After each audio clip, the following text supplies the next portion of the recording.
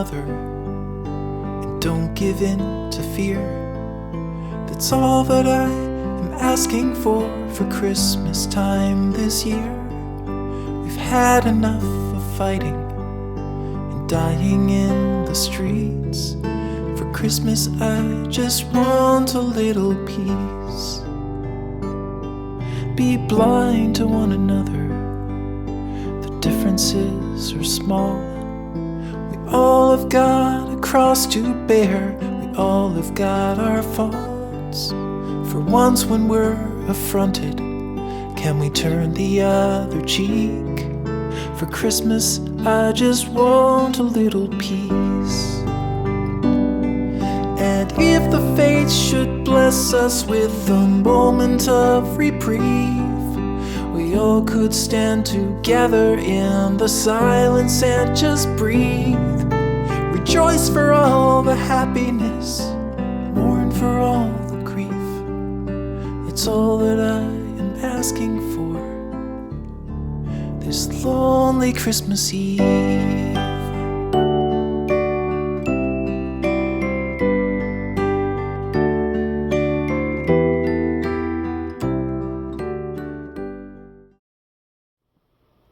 Well, good evening. I'd like to start this meeting today by saying my name is Judy and I am a procrastinator. Well, seriously, that is serious. So, I am a procrastinator. I admit it, and I'm trying to change that. So, the title of this video is Do It Now. And that's been my motto lately, just do it now. And instead of sitting and thinking about something for however long, I just say, well, why don't you just do it now and get up and do it? And that has changed a lot. It's helped me. It really has. So how do I stop procrastinating? I'll tell you how I did it, or how I'm in the process of doing it. First of all, let's look at why we procrastinate. And I know my reason. I don't know what yours is, but sometimes we just don't have time to do things.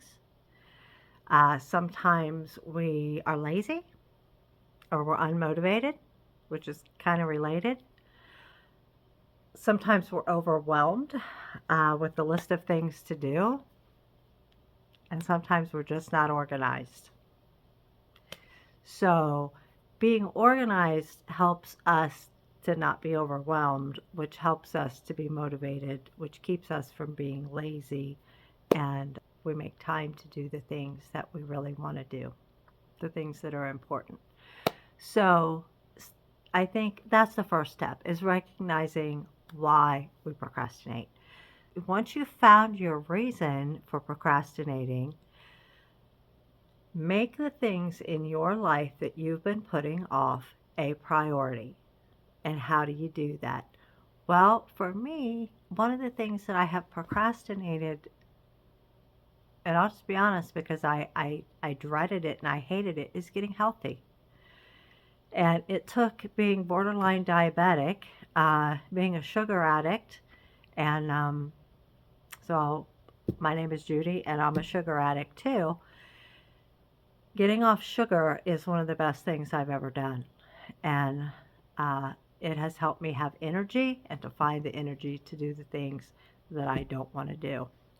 So, which is exercise for one.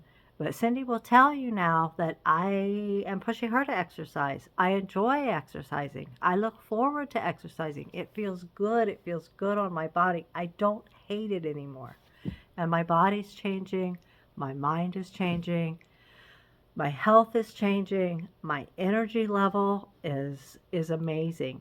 And I just started with one little thing, and it's getting off sugar. And then I increased my water consumption. I increased my vegetables and fruit consumption. I increased my protein. And I didn't do this all at once. I did a little step at a time. I started looking at labels and like, what am I putting into my body? And just the chemicals and the just stuff for years. And it took me till I'm 62 years old to realize this. And I'm really sad to say that. So being organized helps. And I'm a list person. I don't always follow my list, but I like to make lists. So I've got a little list right here of things that I want to remember to say. But, if you make a list of things that you want to do, you won't be so overwhelmed. And I always say, how do you eat an elephant? One bite at a time. That's how.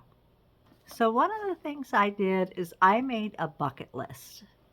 And I actually made a retirement bucket list, so it's a lot more specific than this. But I made a bucket list of things that I wanted to do, and I took 5 specific areas of my life. Number one, my spiritual life, and I set goals. These are things I want to do. Number two is my mental health. Number three is my physical health, my home, things that are related to my home, to making my home better and more comfortable, more peaceful, more tranquil, so that I won't be stressed, to deal with my stress level. And then the things that I enjoy, the things that I love, my hobbies, photography, hiking, just making things like that a priority. So I've got these 5 pillars, or 5, I don't like calling them buckets because then it sounds like you're going to kick the bucket. 5 areas of my life that I have made a very long list of things that I want to do in my retirement. But I thought, why wait for my retirement? Do it now. Start doing the things. Get healthy. Learn a new skill. Learn to build something. Learn to speak another language. Read a book. Keep your mind fresh. So some of the things I put on mine, let me think for a second. And spiritually, when I moved to Alaska, I want to connect with a church, and I want to connect with the people. I want to connect with the women up there.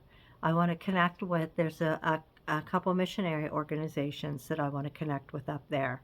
Mentally, I want to read more. I want to go, there's a local library, there's a local community center. There are things to stimulate my mind. There are survival training classes. There are, things that I can learn. I want to learn to build a shed, or learn to build a greenhouse and things like that, to stimulate my mind. And that also helps physically, to keep me active. Physically, to work out, to exercise, to walk, to hike, to take my dog for a walk, to not sit in a rocking chair in my retirement. I refuse to do that. There's no way I want to do that.